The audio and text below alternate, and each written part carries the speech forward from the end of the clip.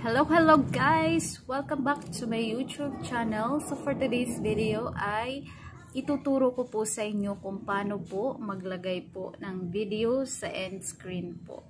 So ang first po natin gagawin guys, so i-search muna natin yung YouTube. Ayan, YouTube Studio po.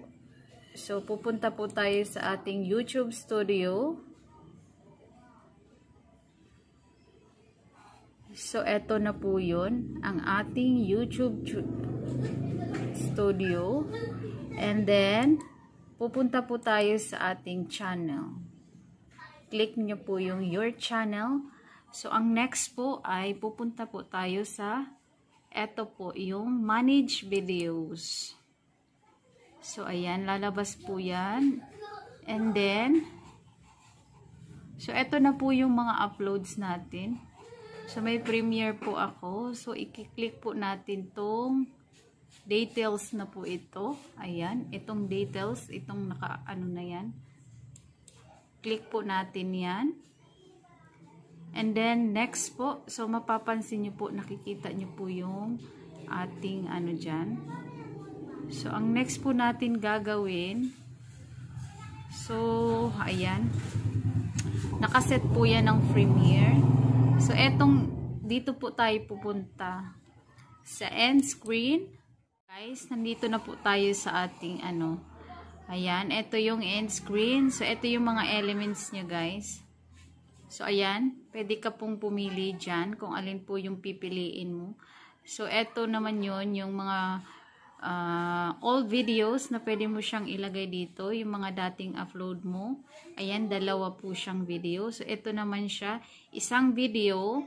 Ito naman po, yung bilog na ito ay pag i-click po yan ng viewers, yan po yung subscribers nyo po, yung channel nyo po, para po mag-subscribe sila. So, meron din dito, ayan, dalawa. Meron din dito, yung dalawang screen. So, video po yung mga square na yan, yung mga, ayan.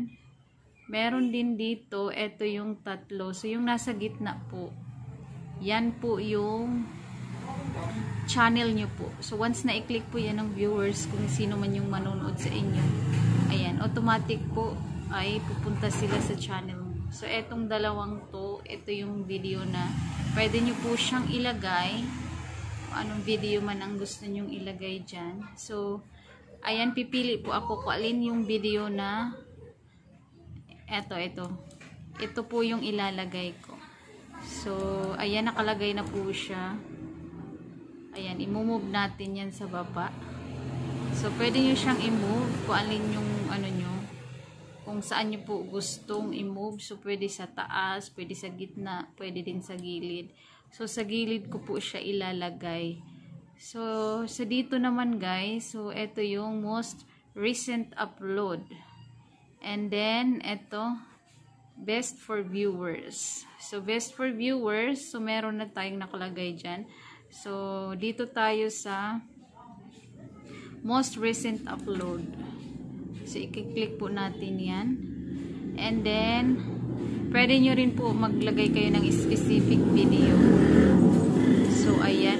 Pipili lang po tayo kung alin yung i-click nyo po dyan. Ito yung gusto kong ilalagay. So, dito naman, ayan, gusto ko rin po na pumili po ng gusto kong ilagay dyan. So, pili lang po kayo kung ano yung video na ano nyo. Ito yung mga recent upload ko. So, ayan. And then, sa baba guys, pwede nyo siyang iurong po. Ito, for example, ito. Ayan, pwede natin iurong yan. Dito natin ilalagay. Ayan, tumatakbo siya. So, ayan na siya ngayon. So, pwede nyo po siyang ilagay dyan. Kung alin yung gusto nyo, pwede rin siyang sa gitna. So, ako, mas ano ko dito sa huli na. So, ayun guys. So, after nyan, ay isi-save po natin. Isi-save siya.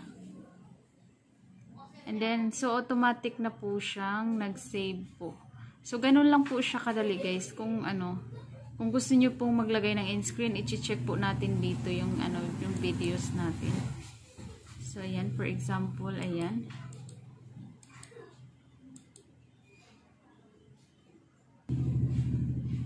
So, ayan na siya. Itatry natin i-play. So, i-drag natin yung ano.